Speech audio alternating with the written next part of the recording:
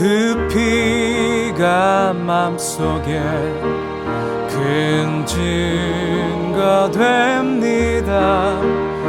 내 기도 소리 들으사 다 허락하소서. 내가 주께로 지금 가오니 골고다의 보혈로 날 씻어주소서. 내가 주께. 사랑하는 성도 여러분, 평안하셨습니까? 오늘 함께 읽을 하나님 말씀은 마가복음 6장 45절에서 56절입니다.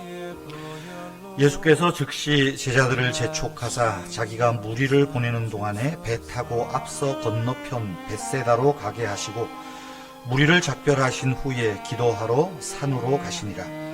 저물매 배는 바다 가운데 있고 예수께서는 홀로 무태에 계시다가 바람이 거스림으로 제자들이 힘겹게 누워졌는 것을 보시고 밤 사경쯤에 바다 위로 걸어서 그들에게 오사 지나가려고 하시매 제자들이 그가 바다 위로 걸어오심을 보고 유령인가 하여 소리 지르니 그들이 다 예수를 보고 놀람이라. 이에 예수께서 그들에게 말씀하여 이르시되 안심하라, 내니 두려워 말라 하시고 배에 올라 그들에게 가시니 바람이 그치는지라. 제자들이 마음이 심히 놀라니 이는 그들이 그 떡 되시던 일을 깨닫지 못하고 도리어 그 마음이 둔하여졌음이러라. 건너가 게네사렛 땅에 이르러 대고 배에 내리니 사람들이 곧 예수신 줄을 알고 그 온 지방으로 달려 돌아다니며 예수께서 어디 계시다는 말을 듣는 대로 병든 자를 침상채로 메고 나오니 아무데나 예수께서 들어가시는 지방이나 도시나 마을에서 병자를 시장에 두고 예수께 그의 옷가에라도 손을 대게 하시기를 간구하니 손을 대는 자는 다 성함을 얻으니라.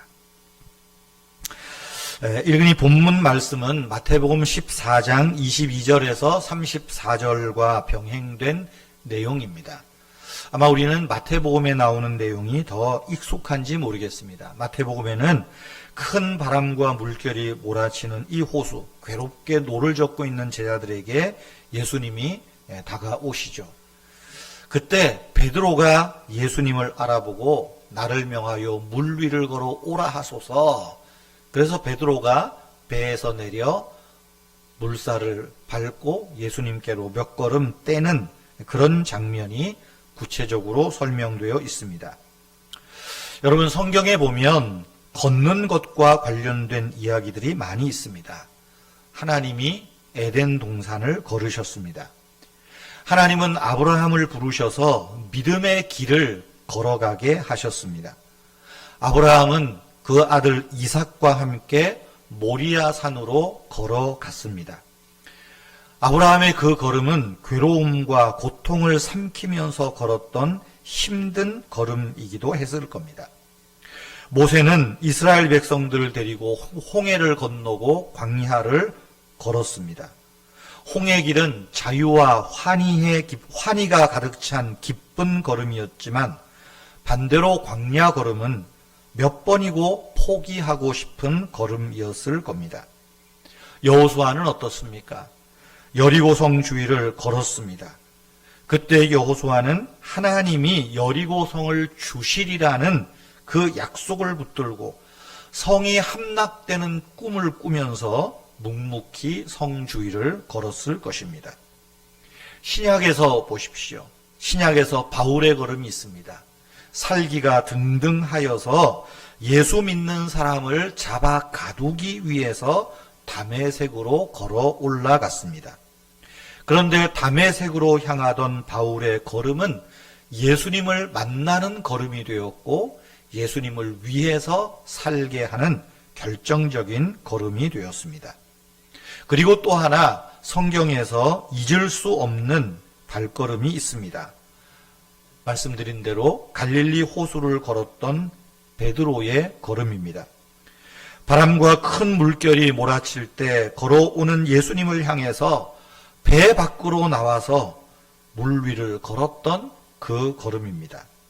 잠깐이었지만 베드로는 성남 물결을 걸었던 최초의 사람입니다. 베드로의 걸음은 인간 최고의 걸음이었습니다.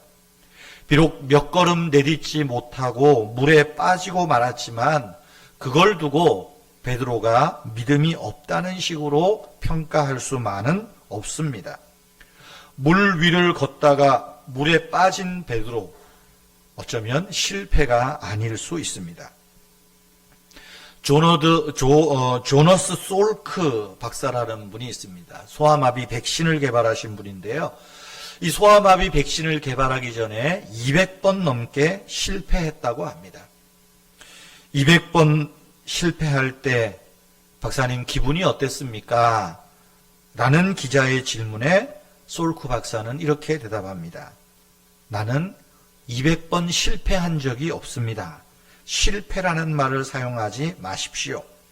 어떻게 해야 소아마비 백신이 효과가 없는지 200가지의 방법을 발견한 것뿐입니다. 라는 말입니다. 배 밖으로 나와서 몇 걸음 못 딛고 물에 빠졌다. 실패로만 볼 수 없는 이유입니다.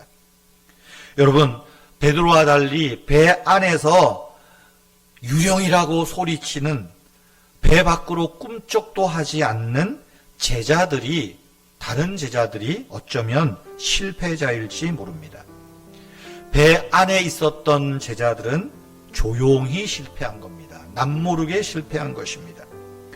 베드로는 다른 제자들이 누리지 못하는 축복을 누린 겁니다. 오직 베드로만이 물 위를 걷는 영광을 얻었고, 또 물에 빠질 때 가장 필요한 순간에 예수님이 건져주셨고, 배에까지 예수님과 함께 물살을 거슬러 걸었던 그 영광을 얻었던 것이지요. 손에 붙들릴 뿐만 아니라 주님의 손을 잡고 고난의 파도를 함께 걸었던 베드로입니다. 여러분, 어려움과 환난 가운데 계십니까? 주님 바라보고 한 걸음 더 나아갑시다. 우리도 빠질 수 있습니다. 그러나 그 환난 가운데 빠진 우리를 주님은 손을 내밀어 건져주시고 환난을 거스러, 고난을 거스러 우리와 함께 걸으시는 주님 의지하고 당당하고 힘있고 용기 있게 우리 발걸음을 내딛는 하루가 되면 좋겠습니다. 기도하겠습니다. 나로 인생의 광야를 걷게 하신 주님께서 광야 넘어 안식의 땅으로 안착하게 하실 것을 믿습니다. 우리를 위하여 바다의 길을 되실 뿐만 아니라 물결 위를 걷는 담대한 믿음을 주시옵소서. 주님께서 내 손을 붙잡아 우리 삶의 남은 풍랑 위를 걸어가게 하실 것을 믿습니다. 주님, 우리에게 용기를 주시고 믿음을 주시옵소서. 베드로와 같은 믿음 주시고 때로 무모할지 모르는 용기로 우리의 영적인 걸음을 내딛게 하옵소서.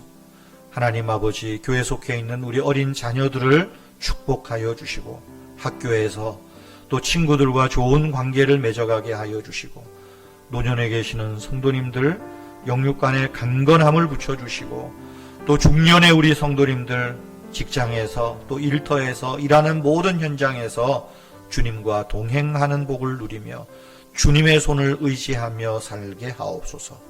주 예수님의 이름으로 기도하옵나이다. 아멘. 여러분 자신을 위해서 계속 기도하시기를 바랍니다.